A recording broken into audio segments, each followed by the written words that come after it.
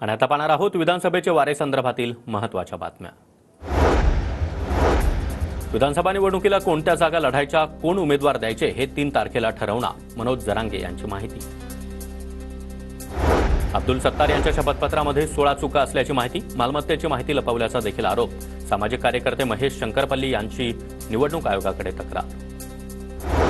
कन्नड सुलगाव विधानसभेमध्ये दानवे कुटुंब आणि हर्षवर्धन जाधव यांच्यातील वाद पुन्हा एकदा पेटणार।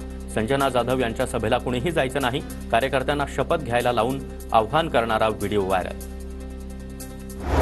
रत्नाकर गुट्टे यांचे पुत्र सुनील गुट्टे पक्षाच्या विरोधात न जाता पक्षासाठी काम करणार। परळी मतदारसंघामध्ये राजेसाहेब देशमुख यांचं काम करणार असल्याचं सुनील गुट्टे यांचं वक्तव्य। नागपूरच्या काटोलमध्ये अनिल देशमुखांच्या नावाशी साधर्म्य असलेला उमेदवारी अर्ज।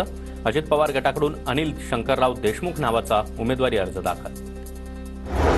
पुणे जिल्ह्यामध्ये जागा वाटपामध्ये सर्वाधिक जागा दोन्ही राष्ट्रवादीच्या वाट्याला। महाविकास आघाडीमध्ये पुणे जिल्ह्यातील 21 पैकी 13 जागा शरद पवार यांच्या राष्ट्रवादीच्या वाट्याला, तर महायुतीमध्ये 11 जागा अजित पवार यांच्या राष्ट्रवादीच्या वाट्याला। सिंधुदुर्ग जिल्ह्यामध्ये पुन्हा एकदा राजकीय राडा। भाजपचे बंडखोर उमेदवार विशाल परब यांच्या गाडीवर हल्ला करण्याचा प्रयत्न, गाडी चालकानं शिताफीनं हल्ल्याचा डाव उधळला, पोलिसांकडून तपास सुरू।